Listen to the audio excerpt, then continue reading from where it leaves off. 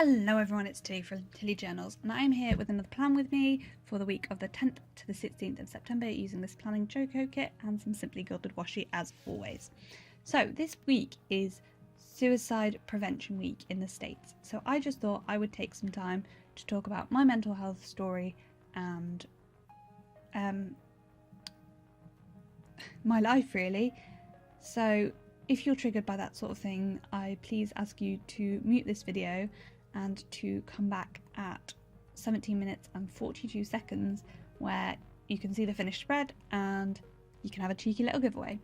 So yeah, mute now if you don't want to hear anything that might possibly be triggering to you. I'm going to talk about suicide, depression, anxiety, awful relationships. Okay, so my diagnosed mental health problems my diagnosis started at university. I'm 24 now. I went to university at 18 and I was away from home for the first time. And a lot of the feelings that I'd been dealing with for a very long time sort of surfaced because I no longer had my support system and the people I loved around me, the extracurricular activities that I loved to sort of cope with how I was feeling. So yeah, I got unwell. I got into a bit of a relationship that was not good for me, and all of those things together just meant that it was not great, and everything that I'd been feeling for probably several years finally, came to the point that I couldn't cope anymore. And that's not to say my coping mechanisms before university were not good. I was self-harming, and that was one of my coping mechanisms. At university I got into a relationship and I couldn't self-harm because I couldn't, because I was so dependent on this guy that I never had the time away from him to self-harm. For goodness sakes, we wouldn't spend a minute away from each other than when I sometimes went to my classes. So yeah, I lost all my coping mechanisms and I got really, really ill. I did not cope with it. I felt like rubbish every day. I wanted to die, particularly when I wasn't around that guy. And yeah, so things got really bad. And this guy, as bad for me as he was in many ways, he is the person that finally got me to go to the doctors, and I got diagnosed with mixed depressive and anxiety disorder and referred for counselling and started on an antidepressant. The great thing about antidepressants is they do generally work. However, there is a bit of a challenge of finding the one that works for you. And that first one did not. And it made me worse, not better. And yeah. So that happened. And the counselling I was having was trying to push me to talk about something that was incredibly traumatic and incredibly difficult that happened during my time at sixth form, which is sort of college. So yeah, that didn't help either. In fact, I started having panic attacks about going to counselling because me and my counsellor were not right for each other. Anyway, things carried on. I missed so much of university that A, I failed my exams and had to resit them in the summer. B, I had to go and explain what was going on to the medical school, and basically they made a decision that, yeah, actually I was okay to carry on with the course, but only because I was finally getting the help I needed. However, that help was not great. But anyway, I made that decision that I wanted to carry on and not take some time out at that point because of this guy. Anyway, results come around and I fail, and the guy I was seeing decided that it had got too much, and I completely understand that. What I will never understand is that he chose to break up with me via email and then never speak to me again. So yeah, that situation sent me into another spiral, and I went from being suicidal to actively suicidal, and I had family that didn't leave my side, and I had the crisis team to see me, and I ended up in A&E with suicidal intent.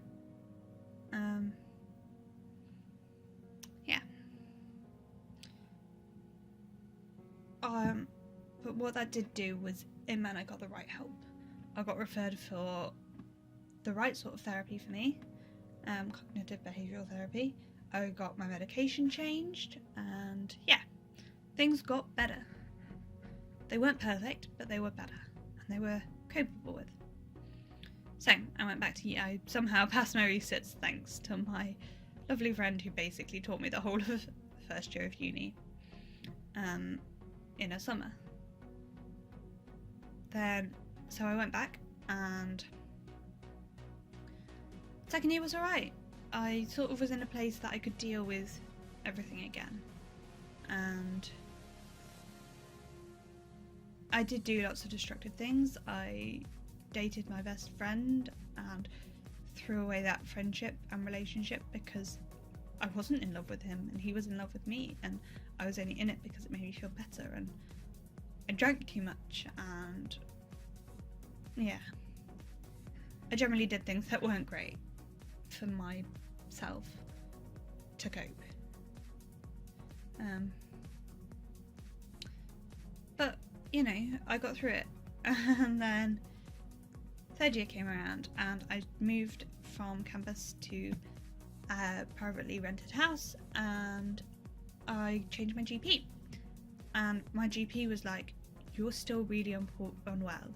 These things that you're telling me tell me how poorly you are. You need to get some better help. So from there I got re-referred for another lot of CBT. They decided that that was for phone CBT, which I had, and I changed my medication onto a medication that actually magically worked for me, and my life changed when I started that medication. Like, genuinely, things got so much better and I was so much happier. There was some horrible side effects. I had night sweats, I gained a lot of weight, things that aren't preferable, but to be honest, I had not been eating properly for probably most of the last 10 years, so it probably was a good thing that I gained some weight. So third year happened and I passed and I felt well and things generally got better because, you know, I was better. And I consider myself well at that point. Yeah, I was on medication, but I was well. Fourth year came round. My dad got diagnosed with cancer.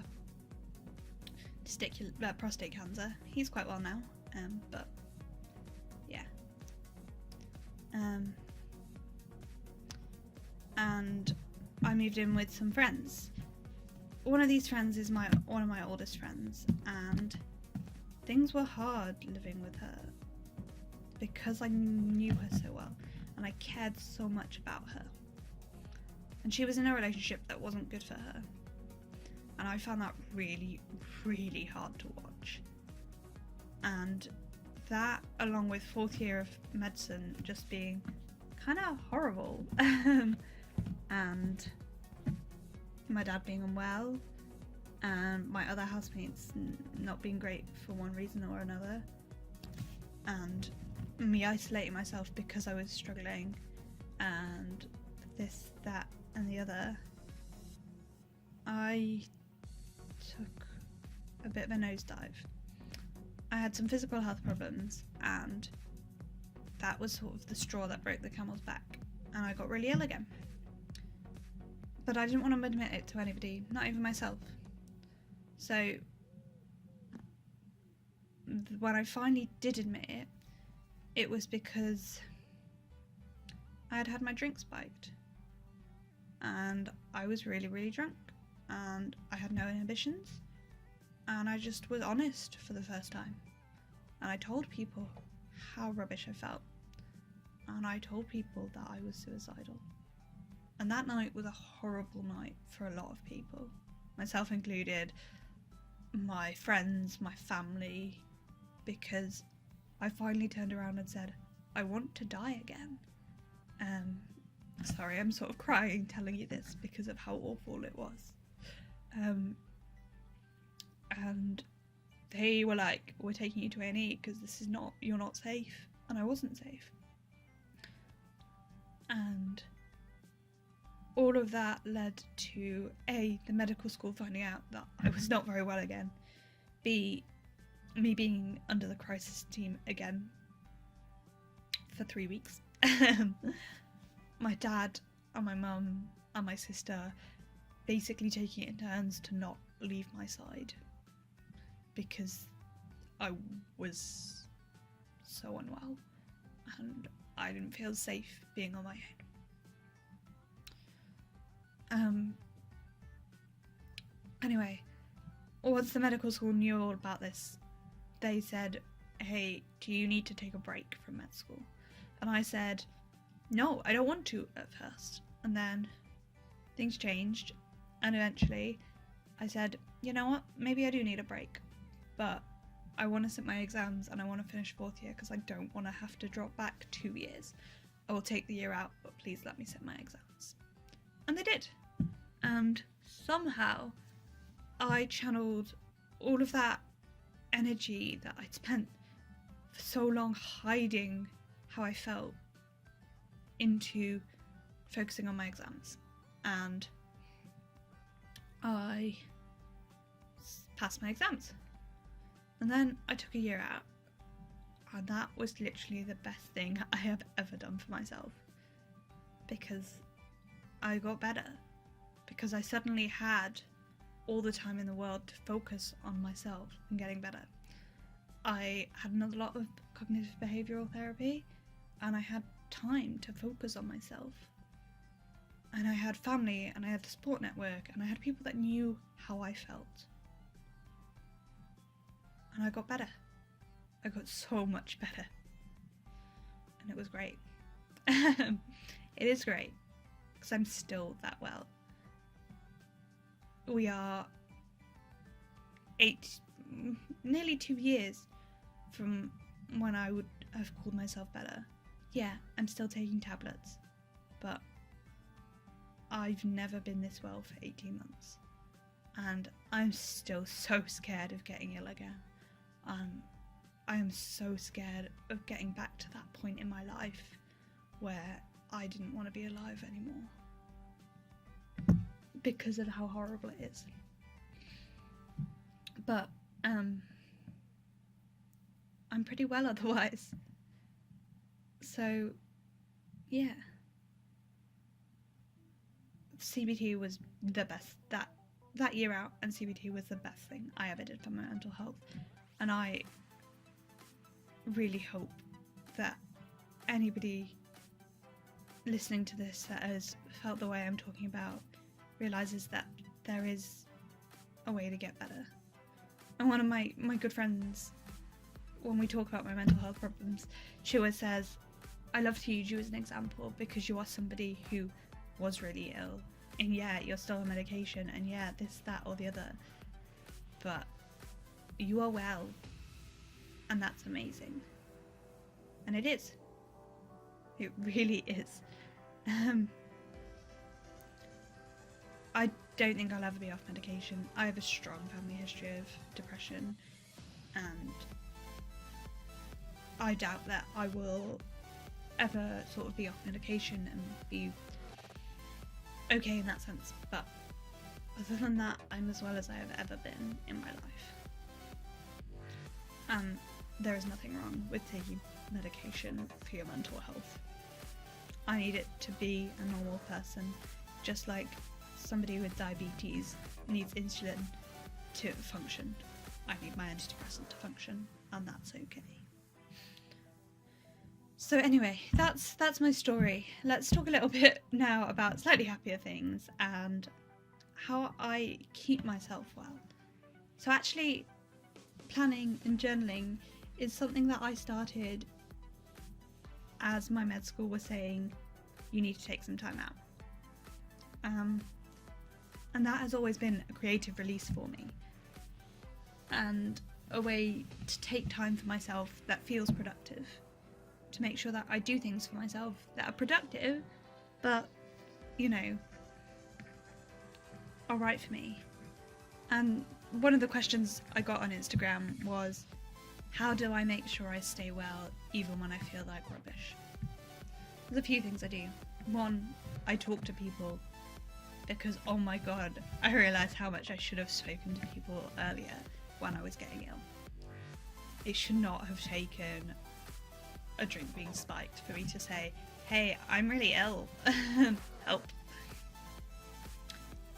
So yeah, and I make sure every day to take time for myself, because that is so important. Like, working full-time is hard, doing anything for being in school full-time, being at school full-time and working part-time. Life is hard. God damn it, life's hard. And you have to make sure to look after yourself.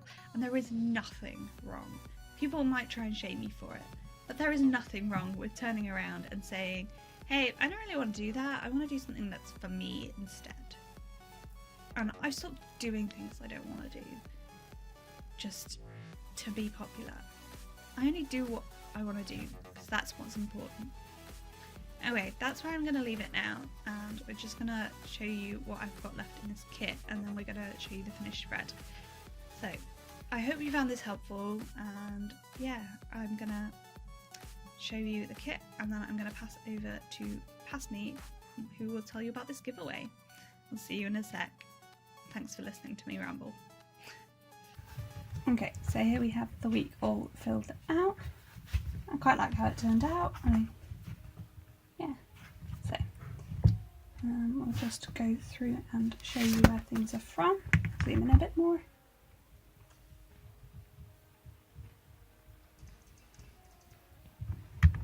If I don't say where it's from the kit. So this September is from Handcrafted by Cherie. The date dots are from Rose Coloured Days.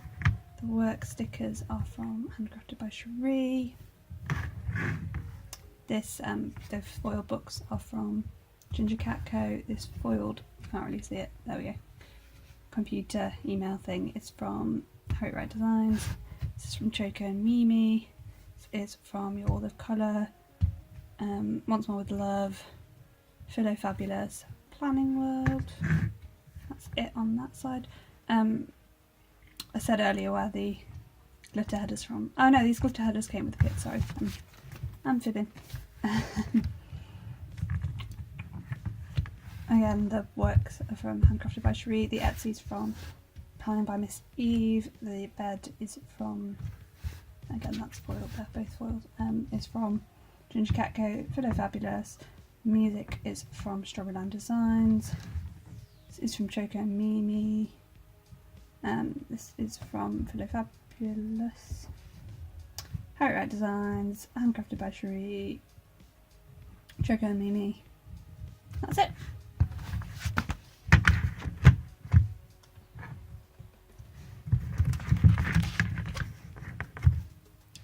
Okay, that is the week all filled out. So, obviously, you know what I've been talking about during this, and so in support of Mental Health Awareness Week or Suicide Prevention Week, whichever week it is, I've got a bit of a giveaway. So, 1 second. This is the kit I'm going to be giving away. Let me just get rid of the planner. and I will show you through this kit. So this is a kit that Lily and Miko made after Kate's Spade's death, and the money from it went to Suicide Foundation. So I bought 2 copies, one for myself and one to give away. So this is the kit that I'll be giving away.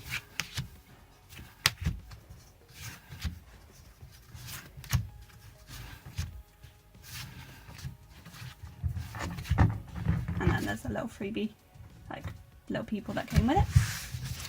So to be with a chance of winning this kit, you've obviously got to have watched this video to this point.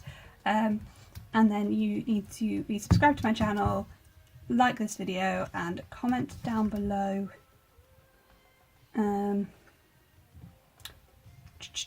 what should we say, whether you've ever bought anything from Kate Spade or not. That's all you have to do, and then the winner will be chosen a week today. So on the Monday, I don't know what the date is, a week after this video comes out, on the release of my next Plan With Me video at 7:30 UK time, and I will announce the winner both on here in the community tab and over on my Instagram. If you are on Instagram, also leave your Instagram name down below so that I can tag you if you are the winner. So yeah, keep your eyes open for the winner and enjoy. So thank you so much for watching. If you want to enter the giveaway, like and comment down below as I've said before. This giveaway is open internationally. Anybody is in with a chance. So yeah, thank you so much for watching. Bye!